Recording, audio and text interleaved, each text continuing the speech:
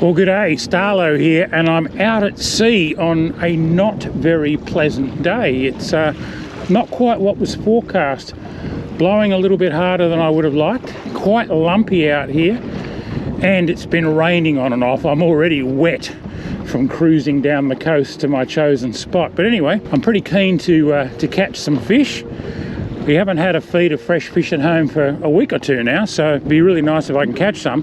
And I'm also going to try something a little bit different today. I've got some natural baits. I've got some pilchards, I've got some prawns, I've got a little bit of salted tailor, but I've also got some of these American-made Fishbites synthetic baits. Now, you might remember that I tried these out on carp at Lake Glenbourne some months ago and did really well on them. If you want to watch that story, I'll put the link to it up here and also down below in the description and comments. Caught plenty of carp on them. Very different scenario out here. I'm out on the open ocean. I'm going to have a drift and see if I can catch some sand flathead, maybe a snapper or a moe. That wind, it's just not letting up. You can probably hear it. So I've got a 2-hook rig, a paternoster rig, and I'm going to put a natural bait on one and a Fishbites bait on the other and see how well it works. I've got some squid flavour and I've got some shrimp flavour, and they're in strips. I'm going to cut them and put them on the hooks. I'll show you how I do all that. And I'll rotate them around so that sometimes the Fishbites is on the top hook and sometimes it's on the bottom hook, so that that's not playing an influence in it. And we'll just see how it works. We'll see which one works better, the real bait or the Fishbites. This will be really interesting. I've cut a piece of the squid flavoured strip that's about 7 or 8 centimetres long, and I'm feeding it onto my hook. The guys who make this stuff reckon you should just pin it once through the end, like that. But I'm going to hook it twice for extra strength and make sure that it's laying fairly straight. That looks pretty good. We'll see how it goes.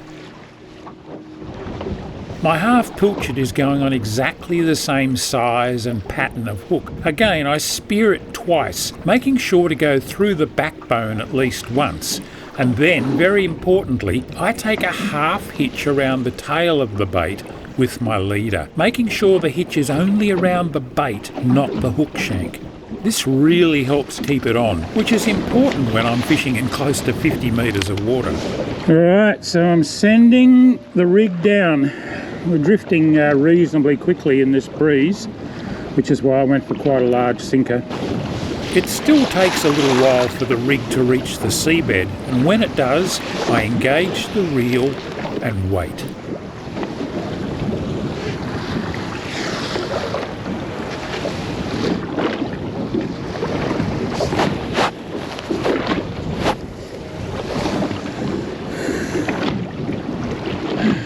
Quite chilly out here as well. It's not a pleasant day at all.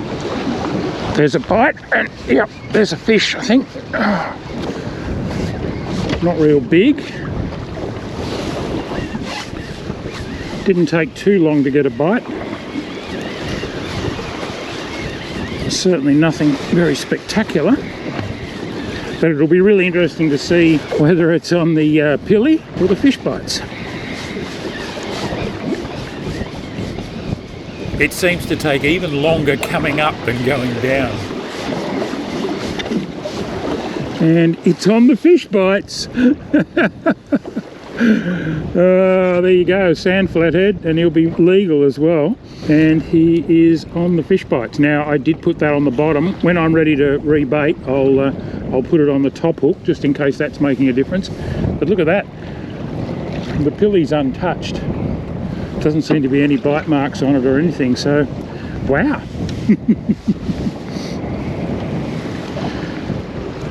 Nice chunky little sand flathead, great eating. All right, I'll get him in the live well and send the rig back down. Sand flatties are one of our favourite bread and butter eating fish. They're really tasty however you cook them. Okay, let's get that rig back down. Yep. There's another one. This one feels slightly heavier. No, they're not the world's most spectacular fighting fish, but they make up for that on the plate. Oh yeah, shaking its head and rattling a bit. It's always a lucky dip when you're fishing in this depth of water. Oh, this feels all right actually. If it's a flathead, it's a good one. And it is a good one. And again, it's on the Fishbites. All right, I'm going to swap the Fishbites around and put them on the top hook and see if that's what's making the difference. That's really interesting. My Kiwi mate Gary Kemsley gave me the heads up on these Fishbites and got the American manufacturers to send me some to try. It's not a bad sand flathead, that one. Look, I might have been a bit cynical originally, but my doubts are quickly vanishing. Okay, so this time I've got the pilchard tail on the bottom hook and the strip of squid flavoured Fishbites synthetic bait on the top hook. See if that makes a difference. Down she goes.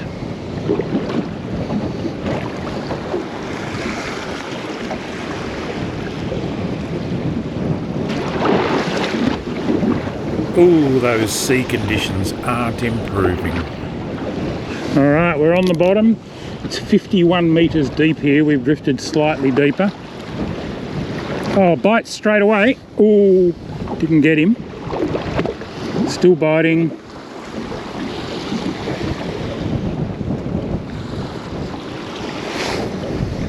Lots of bites.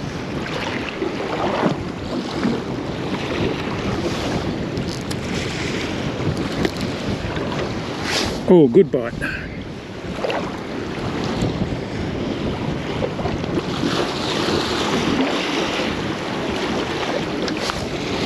Just can't hook them.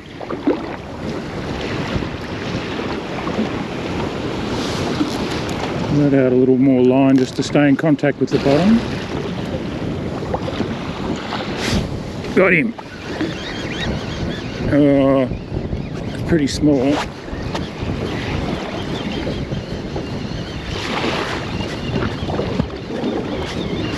Pretty small. The sun's broken through the clouds. There's rain squalls all around me. I've had a couple hit me already. I won't be staying out here any longer than I need to catch a feed of fish, I don't think. And it's another flathead. Oh. All right, it's an undersized flathead, but it's on the top hook with the fish bites on it. That's 3 out of 3.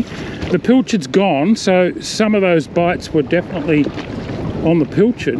But I think the interesting thing is the fish bites is hanging in there on the hook longer. Wow, it's really appealing to these fish. All right, I'll get this bloke off and back into the water because he's definitely undersized.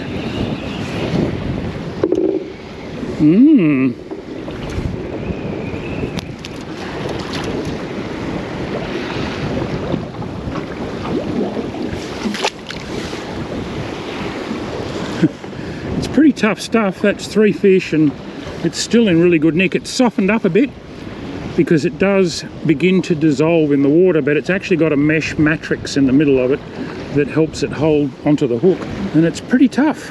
All right, we'll send it down again. I better put a pilchard on the bottom hook. I'll leave the fish bites on the top hook for a little bit. Oh, that was a good bite. Came back and I got him, I think. Yeah. A small one again, I think.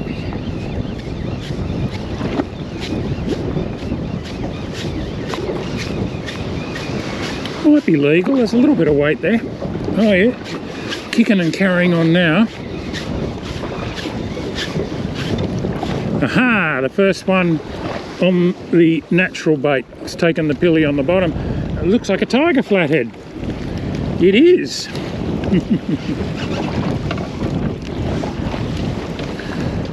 Tend to get a lot more sand flathead here than tigers, but we do get the odd tiger. They're mostly out in deeper water up in this part of the world.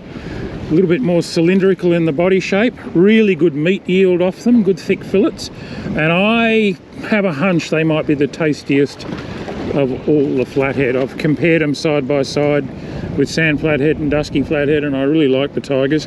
I reckon he'll easily be 33 centimetres, so I'll keep him if he is. I'll measure him up. So, first fish to the natural bait. I'm not sure if you can see the rain squalls out there to see, but it's raining quite heavily out there. I hope it stays out there. Oh, I got a little bite as soon as it touched the bottom, and now I'm getting another series of small bites. Not worth reacting to them really. Better off waiting until you get a decent tug like that. Oh, I missed him. Got him this time though, and that's a slightly better fish perhaps. Yeah, there's a bit of weight there. I think this one's definitely a keeper. Oh, it's quite heavy. Bit of colour. Yep, it's a keeper, and it's on the pilchard. So the pilchard's coming back, and I wonder again if it's because it's on the bottom hook rather than the top hook.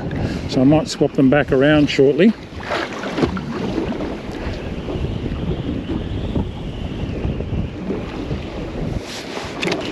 It's another tiger. The best way to pick them and the best way to separate most flathead species is by the patterning on the tail or the caudal fin. I'll show you the sand flathead next to it. Measure that one up. It might not be quite, well, it's going to be 33, but I might put it back anyway. You can actually see all the tooth marks and bite marks in the fish bites, but it's still hanging in there. I'll take it off and put it on the bottom hook, see if that makes a difference.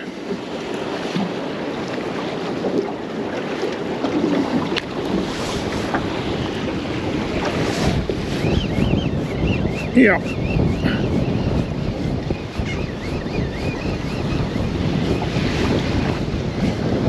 I'll let that second little tiger flathead go, but not before he spiked me in the process.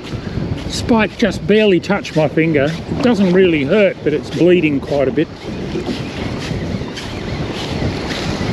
Now remember, I went back to the fish bites on the bottom hook and the pilchard on the top hook for this drop. So let's see what we've caught the fish on. Oh, it's a foul hooked little slimy mackerel on the fish bites. That's different. I'm going to keep that for bait. That'll be fantastic bait. Little tiny slimy mackerel. That might be what quite a few of the small bites that I'm missing are. Pop him in the live well.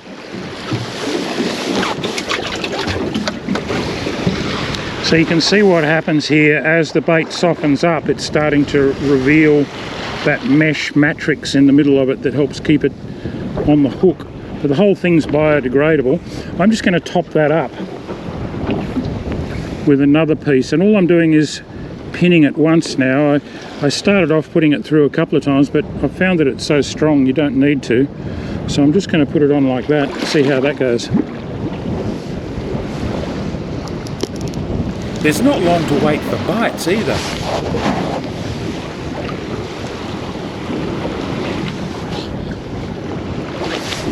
Oh yeah, yeah. That's a better fish.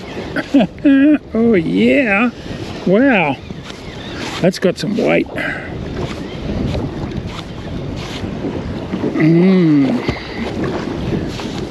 This will certainly be a keeper if it's a flatty. And on this bit of ground, the only other thing that I'm probably likely to get that'll pull like this will be a big gurnard, which would be really nice too because I like eating those. Oh, this is a good fish. What's it going to be on? The pilchard or the fish bites? That is the question. It's a nice flatty and it's on the fish bites. Oh. Bit of a pattern starting to emerge here. This stuff works. It's a sand flathead, and it's a nice one. Perfect eating size. I'm pretty impressed at how durable these fish bites are too. My pilchard bait's still there on the top hook, barely touched. I might be a convert. Oh well, my mate Gary Kemsley from New Zealand, he absolutely swears by this stuff, and he might be onto something.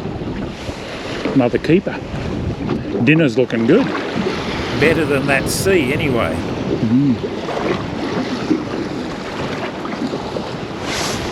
There's another one. Might have found a patch of slightly better fish here. Some days when you're catching these sand flathead and tiger flathead, you're plagued by little ones. You get 4 or 5 undersized ones for every legal you catch, and then other days it's the opposite way around, and it can be on the same grounds too. It just seems to vary. But this feels like a pretty reasonable fish. And again, on the Fishbites. Another nice keeper.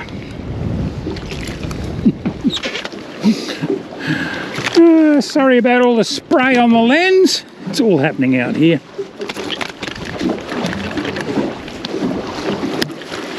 Good stuff.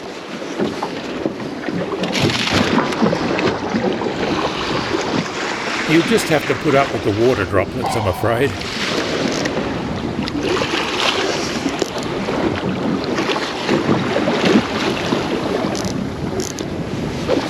Oh yeah, he grabbed that.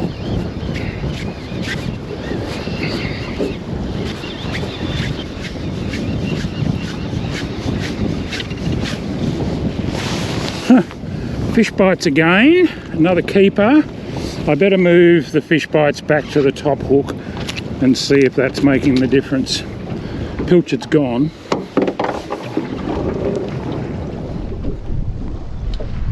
Alright, so I moved the fish bites back up onto the top hook in case that's making a significant difference, and went for the pilchard on the bottom hook. Not a real big fish, this one. Oh, it might be alright. Oh yeah, no, he's okay. And he's taken the fish bites on the top hook. Oh, he's actually a really nice one. Pilchard's gone from the bottom hook, and I'm starting to notice, I think that's one of the things that's happening. They're getting the pilchard off, and then instead of being down there with no bait, I've still got the fish bites on, and they're really liking the fish bites, and they're coming back and hammering that. Decent sand flathead, probably 40 centimetres long. Excellent. Pretty interesting.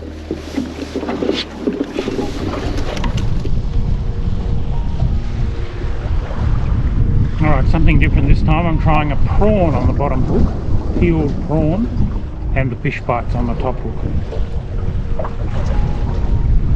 Oh, there's a fish straight away.